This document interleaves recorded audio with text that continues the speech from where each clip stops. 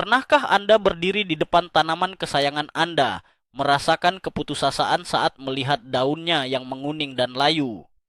Anda sudah mencoba segalanya, menyiram, memberi pupuk, tetapi tanaman itu seolah menyerah pada takdir. Bagaimana jika saya katakan, ada sebuah cairan ajaib, ramuan yang bisa Anda buat dengan biaya 0 rupiah, yang tidak hanya bisa menyelamatkan tanaman sekarat Anda, tetapi juga membuatnya tumbuh lebih subur dari sebelumnya. Bahkan, tanaman yang sudah dianggap mati pun bisa bangkit kembali. Kedengarannya mustahil, bukan? Tetaplah di sini, karena hari ini kita akan membongkar rahasia kuno yang akan mengubah cara Anda berkebun selamanya. Anda akan menyaksikan sendiri bagaimana sampah dapur bisa bertransformasi menjadi emas cair untuk taman Anda. Siapkan diri Anda untuk terkejut. Sebelum kita masuk ke cara pembuatannya, mari kita pahami dulu konsep dasarnya. Kunci dari semua ini bukanlah sihir, melainkan sains kehidupan dalam skala mikro. Bayangkan tanah di kebun Anda bukan hanya sekadar media tanam, melainkan sebuah kota metropolis yang super sibuk. Penduduknya adalah miliaran makhluk hidup super kecil yang disebut mikroorganisme, bakteri, jamur, protozoa, dan banyak lagi. Mereka adalah pasukan pekerja tak terlihat yang bertugas mengurai bahan organik, mengubahnya menjadi nutrisi yang bisa diserap oleh akar tanaman, serta melindungi tanaman dari penyakit. Tanah yang subur adalah tanah yang hidup, yang kaya akan mikroorganisme baik. Sebaliknya, penggunaan pupuk kimia berlebihan dan pestisida dapat membunuh kehidupan mikro ini, membuat tanah menjadi mati dan tandus. Tanaman Anda mungkin tumbuh, tetapi mereka lemah dan bergantung pada infus kimia terus-menerus. Nah, cairan yang akan kita buat ini adalah cara kita untuk mengintroduksi kembali atau memperbanyak pasukan mikroorganisme baik ini ke dalam tanah, menghidupkan kembali ekosistem yang hilang. Jadi, apa sebenarnya cairan ajaib 0 rupiah ini? Di dunia pertanian, ini dikenal luas dengan sebutan MOL, singkatan dari mikroorganisme lokal. Namanya sudah menjelaskan semuanya. Kita akan membiakkan mikroorganisme yang memang sudah ada di lingkungan sekitar kita, bukan dari laboratorium yang canggih. Konsepnya adalah menyediakan rumah dan makanan yang nyaman bagi para makhluk super kecil ini agar mereka berkembang biak secara eksponensial. Cairan ini adalah starter, sebuah kultur murni dari mikroba-mikroba baik yang siap bekerja begitu mereka diaplikasikan ke tanah atau tanaman. Ini bukanlah pupuk dalam artian tradisional yang langsung memberi nutrisi NPK, melainkan lebih seperti probiotik untuk tanah Anda. Mereka adalah para koki dan penjaga keamanan bagi tanaman Anda. Para mikroba ini akan memasak nutrisi yang sudah ada di tanah agar siap disantap oleh akar, sekaligus membentuk perisai pelindung dari serangan patogen jahat. Keindahannya terletak pada kesederhanaannya. Semua bahan yang kita butuhkan untuk menciptakan ekosistem mini ini seringkali kita anggap sebagai sampah dan kita buang begitu saja setiap hari. Mari kita mulai dengan bahan pertama yang paling fundamental dan hampir pasti Anda miliki setiap hari. Air cucian beras. Jangan pernah lagi membuang air keruh bekas Anda mencuci beras. Air ini adalah harta karun terpendam bagi para pekebun. Mengapa? Karena air cucian beras kaya akan karbohidrat dari sisa pati beras, vitamin B1 yang sangat penting untuk merangsang pertumbuhan akar, serta berbagai mineral lainnya. Ini adalah sumber energi instan bagi mikroorganisme untuk memulai proses fermentasi. Anggap saja ini sebagai minuman berenergi untuk para mikroba yang akan kita biakkan. Pati di dalamnya berfungsi sebagai sumber karbon utama, bahan bakar yang akan mereka konsumsi untuk berkembang biak dengan cepat. Vitamin B1 atau tiamin bertindak seperti hormon perangsang, tidak hanya bagi mikroba tetapi juga langsung pada perakaran tanaman saat diaplikasikan nanti. Jadi, setiap kali Anda mencuci beras, Anda sebenarnya sedang memegang bahan dasar untuk membuat pupuk paling kuat yang bisa Anda bayangkan. Kumpulkan air cucian pertama dan kedua yang biasanya paling kental dan kaya nutrisi. Ini adalah langkah pertama menuju kemandirian pupuk di kebun Anda. Bahan fundamental kedua adalah sumber gula. Mikroorganisme, sama seperti kita, membutuhkan gula sebagai sumber energi utama untuk beraktivitas dan berkembang biak. Tanpa gula, proses fermentasi akan berjalan sangat lambat atau bahkan gagal total. Sumber gula terbaik dan paling umum digunakan adalah molase atau tetes tebu. Namun, jika Anda sulit menemukannya, jangan khawatir. Gula merah atau gula aren yang telah dicairkan adalah alternatif yang sama baiknya.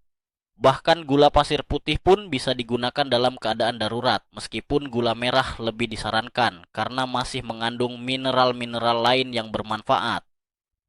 Fungsi gula di sini murni sebagai pakan. Saat kita mencampurkan gula ke dalam larutan, kita seolah-olah sedang mengadakan pesta besar untuk para mikroba. Mereka akan berpesta pora, mengonsumsi gula ini dengan lahap, dan sebagai hasilnya, mereka akan membelah diri dan berkembang biak dengan kecepatan yang luar biasa. Jumlah populasi mikroba yang meledak inilah yang kita inginkan. Jangan khawatir gula ini akan membuat tanaman Anda diabetes. Karena pada saat MOL ini jadi, sebagian besar gula sudah habis dikonsumsi oleh para mikroba dan diubah menjadi senyawa lain yang bermanfaat bagi tanaman. Sekarang kita sampai pada sumber atau bibit mikroorganismenya. Dari mana kita mendapatkan pasukan kecil ini? Jawabannya ada di sekitar kita. Ada banyak sekali variasi resep MOL masing-masing dengan sumber mikroba yang berbeda. Anda bisa menggunakan nasi basi yang sudah berjamur. Pilih jamur berwarna oranye atau putih, hindari yang hitam. Bonggol pisang yang dicacah, buah-buahan lokal yang sudah sangat matang dan hampir busuk seperti pepaya atau nanas, atau bahkan isi perut hewan ruminansia seperti kambing jika Anda punya akses. Setiap sumber ini memiliki konsorsium mikroorganisme yang unik dengan fungsi yang berbeda-beda. Misalnya, MOL dari buah-buahan cenderung kaya akan ragi dan bakteri asam laktat yang efektif dalam fermentasi dan menghasilkan enzim. Sementara itu, MOL dari bonggol pisang dikenal memiliki mikroba yang mampu menekan penyakit layu fusarium. Untuk pemula, menggunakan buah-buahan yang sangat matang adalah cara yang paling mudah dan tidak berbau menyengat. Cukup cacah halus buah tersebut untuk memperluas permukaan, sehingga mikroba lebih mudah mengakses makanannya. Inilah inti dari mikroorganisme lokal. Kita memanfaatkan kekayaan hayati yang ada di lingkungan kita sendiri. Peralatan yang Anda butuhkan sangatlah sederhana, dan kemungkinan besar Anda sudah memilikinya di rumah. Anda tidak perlu membeli peralatan laboratorium yang mahal. Yang utama adalah sebuah wadah untuk fermentasi, sebuah jerigen bekas, botol air mineral ukuran besar, atau ember bekas cat yang sudah dibersihkan dengan baik bisa digunakan. Kuncinya adalah wadah tersebut harus memiliki tutup, tetapi tutupnya tidak boleh ditutup terlalu rapat selama proses fermentasi. Mengapa? Karena proses fermentasi anaerobik ini akan menghasilkan gas, terutama karbon dioksida. Jika wadah tertutup rapat, tekanan gas bisa menumpuk dan berisiko meledakkan wadah tersebut. Sangat berbahaya. Jadi, tutupnya cukup diletakkan di atas atau ditutup longgar agar gas bisa keluar. Selain wadah, Anda akan membutuhkan kain bersih atau saringan untuk memisahkan ampas saat MOL sudah matang nanti. Terakhir, siapkan pengaduk yang terbuat dari kayu atau plastik. Hindari penggunaan logam karena beberapa reaksi kimia bisa terjadi dan mengganggu aktivitas mikroba. Kesederhanaan inilah yang membuat metode ini bisa diadopsi oleh siapa saja, di mana saja, tanpa memandang status ekonomi. Mari kita masuk ke resep dasar yang paling mudah untuk pemula. Kita akan membuat MOL dari buah-buahan. Pertama, Siapkan bahan-bahannya. Ambil sekitar 1 kilogram buah-buahan yang sangat matang, misalnya pepaya, pisang, atau nanas. Cacah atau blender kasar buah-buahan ini beserta kulitnya, jangan dibuang. Kemudian, siapkan sekitar setengah kilogram gula merah, iris tipis-tipis agar mudah larut. Selanjutnya, siapkan sekitar 10 liter air. Air terbaik adalah air sumur atau air hujan, tetapi jika Anda menggunakan air pam yang mengandung kaporit, sebaiknya endapkan dulu selama 1 malam agar kaporitnya menguap. Kaporit adalah disinfektan yang bisa membunuh mikroorganisme baik yang ingin kita kembang biakkan. Perbandingan ini tidak harus kaku, tetapi ini adalah patokan yang baik untuk memulai. Prinsipnya adalah 1 bagian gula, 2 bagian sumber mikroba, buah, dan 20 bagian air.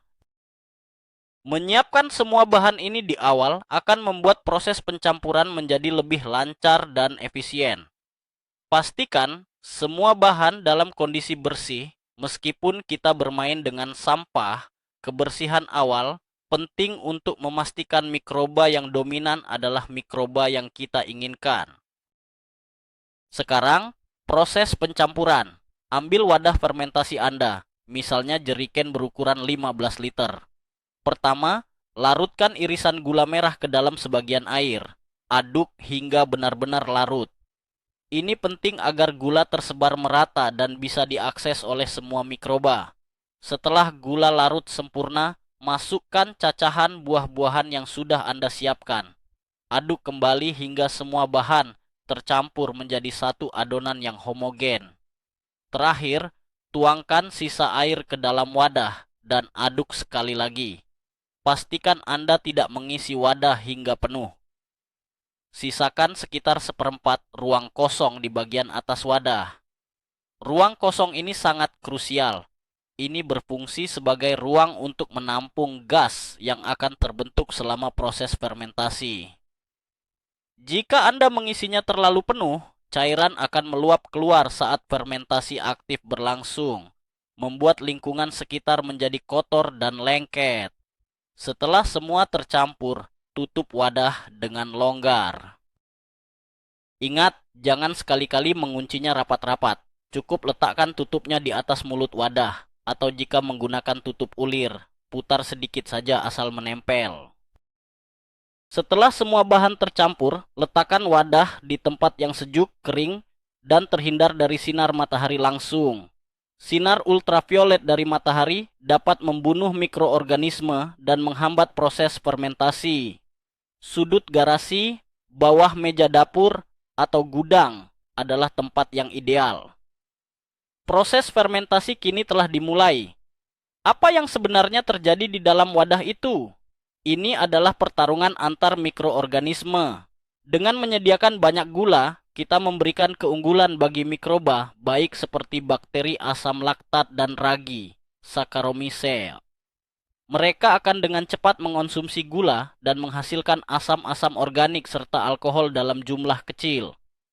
Kondisi asam inilah yang akan menekan pertumbuhan mikroorganisme patogen atau pembusuk yang biasanya menghasilkan bau tidak sedap.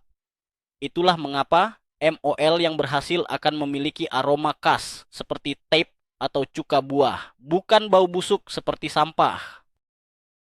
Selama beberapa hari pertama, Anda mungkin akan melihat buih-buih atau gelembung gas muncul di permukaan. Ini adalah tanda yang sangat baik.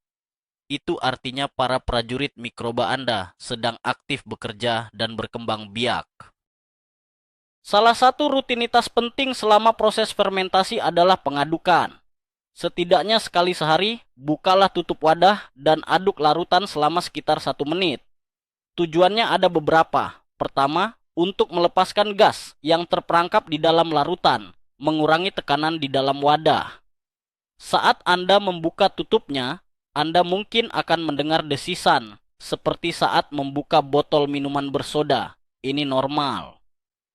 Kedua, pengadukan akan meratakan kembali distribusi makanan, gula, dan mikroorganisme, memastikan semua bagian bekerja secara optimal. Ketiga, ini membantu mencegah terbentuknya lapisan jamur yang tidak diinginkan di permukaan. Lakukan pengadukan ini secara rutin, terutama di minggu pertama saat aktivitas mikroba sedang di puncaknya. Setelah melewati minggu pertama, biasanya aktivitas fermentasi akan sedikit melambat dan Anda bisa mengurangi frekuensi pengadukan menjadi 2 atau 3 hari sekali. Proses ini juga menjadi kesempatan bagi Anda untuk mengamati dan merasakan perkembangan EMOL Anda melalui perubahan warna, aroma, dan aktivitas gasnya. Berapa lama waktu yang dibutuhkan hingga EMOL ini siap digunakan? Jawabannya bervariasi, tergantung pada suhu lingkungan, jenis bahan yang digunakan, dan konsentrasi mikroba awal. Namun, secara umum, proses fermentasi ini memakan waktu antara 2 hingga 4 minggu. Di daerah beriklim hangat seperti Indonesia, biasanya 2 minggu sudah cukup. Indikator utama bahwa MOL Anda sudah matang bukanlah waktu, melainkan aroma dan penampilannya. MOL yang matang akan memiliki aroma yang khas, yaitu asam manis segar seperti aroma tape singkong, cuka apel, atau tuak. Baunya harus segar, bukan bau busuk menyengat seperti bau got atau sampah busuk. Jika baunya busuk, kemungkinan besar MOL Anda gagal, terkontaminasi oleh bakteri patogen. Dari segi penampilan, warna cairan akan berubah menjadi lebih gelap dan ampas dari bahan organik, buah-buahan akan mulai tenggelam ke dasar wadah. Aktivitas gelembung gas juga sudah jauh berkurang atau bahkan berhenti sama sekali. Inilah saatnya untuk memanen emas cair Anda. Setelah Anda yakin MOL Anda sudah matang, langkah selanjutnya adalah proses pemanenan dan penyimpanan. Siapkan wadah lain yang bersih, bisa berupa botol-botol bekas air mineral. Letakkan saringan kain di atas mulut wadah penampungan, lalu tuangkan cairan MOL secara perlahan. Saringan ini akan memisahkan cairan yang akan kita gunakan dari ampasnya. Ampasnya jangan dibuang.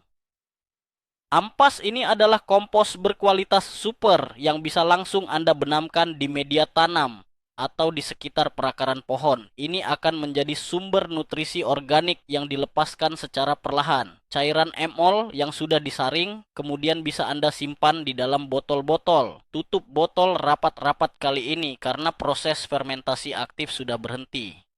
Simpan di tempat yang sejuk dan gelap. MOL yang disimpan dengan benar bisa bertahan hingga 6 bulan, bahkan lebih. Kualitasnya tidak akan menurun selama warnanya tidak berubah drastis dan aromanya tetap segar seperti tape. Dengan sekali pembuatan, Anda bisa memiliki stok pupuk organik cair untuk berbulan-bulan. Ini adalah bagian paling krusial dalam penggunaan MOL, pengenceran. Jangan pernah, sekali lagi, jangan pernah menyiramkan cairan MOL murni langsung ke tanaman Anda. Ini adalah biang atau konsentrat mikroorganisme yang sangat pekat dan asam. Jika diaplikasikan langsung, keasamannya yang tinggi justru bisa membakar akar dan membuat tanaman mati. Aturan emasnya adalah selalu encerkan sebelum digunakan. Dosis atau rasio pengenceran yang umum dan aman adalah 1:20. Artinya, 1 bagian MOL dicampur dengan 20 bagian air bersih. Misalnya, jika Anda menggunakan gelas untuk menakar, maka campurkan 1 gelas MOL dengan 20 gelas air. Untuk aplikasi pertama kali atau untuk tanaman yang masih kecil, bibit, Anda bisa menggunakan rasio yang lebih encer, misalnya 1:50. Untuk penyesuaian, lebih baik memberikan dosis yang lebih rendah secara rutin daripada dosis tinggi sesekali. Kesalahan dalam pengenceran adalah kesalahan paling umum yang dilakukan pemula dan bisa berakibat fatal bagi tanaman. Ada 2 cara utama untuk mengaplikasikan EMOL yang sudah diencerkan. Cara pertama dan paling umum adalah dengan menyiramkannya ke media tanam di sekitar area perakaran. Lakukan penyiraman ini seperti Anda menyiram tanaman biasa. Tujuannya adalah untuk menyuntikkan miliaran mikroorganisme baik langsung ke dalam tanah. Begitu masuk ke tanah, mereka akan langsung bekerja. Mereka akan mengurai sisa-sisa pupuk kimia yang mungkin masih mengendap, mengurai bahan organik yang ada di tanah, dan mengubahnya menjadi nutrisi yang tersedia bagi tanaman. Mereka juga akan memperbaiki struktur tanah, membuatnya lebih gembur dan mampu menahan air lebih baik. Ibaratnya, Anda sedang membangun kembali kota mikroba yang tadinya sepi menjadi metropolis yang ramai dan produktif. Frekuensi aplikasi yang baik adalah sekali seminggu atau sekali setiap 2 minggu. Lakukan secara konsisten, dan dalam beberapa minggu, Anda akan melihat tanah Anda menjadi lebih hitam, lebih gembur, dan lebih hidup. Cara aplikasi kedua adalah dengan menyemprotkannya ke seluruh bagian tanaman, terutama di bagian bawah daun. Ini disebut sebagai aplikasi foliar. Tujuannya sedikit berbeda. Permukaan daun juga merupakan sebuah ekosistem mikro. Dengan menyemprotkan MOL, kita akan melapisi daun dengan mikroorganisme baik. Lapisan ini akan berfungsi sebagai perisai pelindung, menghalangi jamur dan bakteri patogen penyebab penyakit untuk menempel dan menginfeksi tanaman. Ini adalah metode pencegahan penyakit yang sangat efektif dan alami. Selain itu, beberapa nutrisi mikro yang terkandung dalam MOL juga bisa diserap langsung oleh tanaman melalui stomata atau mulut daun. Ini memberikan dorongan nutrisi instan bagi tanaman. Rasio pengenceran untuk semprotan foliar sebaiknya lebih encer, sekitar 1:50 atau bahkan 1:100 untuk menghindari risiko daun terbakar. Waktu penyemprotan terbaik adalah di pagi hari sebelum jam 9 atau sore hari setelah jam 4 saat stomata daun terbuka dan matahari tidak terlalu terik. Apa saja manfaat nyata yang bisa Anda harapkan setelah rutin menggunakan MOL? Manfaatnya sungguh luar biasa dan mencakup berbagai aspek. Pertama, perbaikan kesuburan tanah. Tanah Anda akan menjadi lebih gembur, kaya bahan organik, dan mampu menyimpan air lebih lama, mengurangi frekuensi penyiraman. Kedua, pertumbuhan tanaman yang lebih sehat dan kuat. Akar akan menjadi lebih lebat dan panjang, memungkinkannya menyerap lebih banyak nutrisi. Batang akan lebih kokoh dan daun akan terlihat lebih hijau dan segar karena ketersediaan nitrogen yang lebih baik. Ketiga, peningkatan ketahanan terhadap penyakit. Lapisan mikroba baik akan melindungi tanaman dari serangan hama dan patogen, mengurangi kebutuhan akan pestisida kimia. Keempat, peningkatan kuantitas dan kualitas hasil panen. Untuk tanaman buah dan sayur, Anda akan melihat peningkatan jumlah bunga, buah yang lebih besar, rasa yang lebih manis, dan masa simpan pasca panen yang lebih lama. Ini semua terjadi karena tanaman mendapatkan nutrisi yang seimbang dan ekosistem di sekitarnya mendukung pertumbuhannya secara optimal. Mari kita bicara tentang beberapa kesalahan umum yang harus dihindari agar pembuatan MOL Anda berhasil. Kesalahan pertama adalah menutup wadah terlalu rapat. Seperti yang sudah dibahas, ini bisa menyebabkan penumpukan gas dan berpotensi meledak. Selalu berikan jalan keluar bagi gas. Kesalahan kedua adalah menggunakan bahan yang salah. Hindari menggunakan sampah dapur yang berminyak, mengandung banyak garam, atau sisa daging dan ikan. Bahan-bahan ini akan memicu pertumbuhan bakteri pembusuk yang menghasilkan bau busuk dan bisa menjadi sumber penyakit. Tetaplah pada bahan nabati seperti sisa sayuran dan buah-buahan. Kesalahan ketiga adalah tidak sabar. Proses fermentasi membutuhkan waktu. Jangan terburu-buru memanen MOL Anda sebelum matang sempurna. Percayalah pada indera penciuman Anda, aroma tape adalah kuncinya. Kesalahan keempat adalah dosis aplikasi yang salah. Menggunakan MOL yang terlalu pekat adalah cara tercepat untuk membunuh tanaman Anda. Selalu ingat untuk mengencerkannya. Dengan menghindari kesalahan-kesalahan ini, tingkat keberhasilan Anda akan meningkat drastis. Salah satu mitos terbesar dalam berkebun adalah Anda harus mengeluarkan banyak uang untuk membeli pupuk-pupuk canggih agar tanaman bisa subur. Video ini dan metode pembuatan MOL adalah bukti nyata untuk meruntuhkan mitos tersebut. Alam telah menyediakan semua yang kita butuhkan, seringkali dalam bentuk yang kita anggap sebagai sampah. Metode ini mengembalikan kita pada kearifan kuno para petani sebelum era industri kimia, di mana mereka memahami bahwa kunci kesuburan adalah menjaga kehidupan di dalam tanah. Anda tidak perlu menjadi ahli kimia atau memiliki laboratorium untuk membuat pupuk berkualitas tinggi. Dengan sedikit kemauan dan pengetahuan dasar ini, dapur Anda bisa menjadi pabrik pupuk organik Anda sendiri. Ini bukan hanya tentang menghemat uang, tetapi juga tentang sebuah filosofi. Bekerja sama dengan alam, bukan melawannya. Anda secara aktif berpartisipasi dalam siklus daur ulang, mengurangi sampah yang berakhir di TEPA, dan menciptakan ekosistem yang lebih sehat di halaman belakang rumah Anda sendiri. Ini adalah sebuah pemberdayaan. Sekarang, mari kita kembali ke cerita awal tentang tanaman yang sudah mati. Apa yang sebenarnya terjadi ketika Anda menyiramkan MOL yang sudah diencerkan ke tanah di pot tanaman yang sekarat? Anda sebenarnya sedang melakukan resusitasi ekosistem. Tanah di pot itu kemungkinan besar sudah padat, miskin nutrisi, dan kehidupan mikrobanya hampir tidak ada. Akar tanaman pun menjadi lemah dan tidak mampu menyerap sisa nutrisi yang ada. Begitu pasukan mikroba dari MOL masuk, mereka langsung bekerja.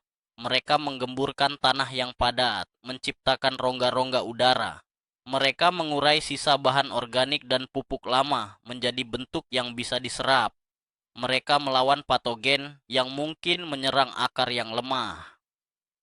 Secara perlahan tapi pasti, lingkungan di sekitar akar menjadi sehat kembali. Akar yang tadinya tercekik mulai bisa bernapas dan makan lagi. Inilah yang memicu munculnya tunas-tunas baru dan menghidupkan kembali tanaman yang sepertinya sudah tidak punya harapan. Ini bukan keajaiban, ini adalah kekuatan alam yang dipulihkan.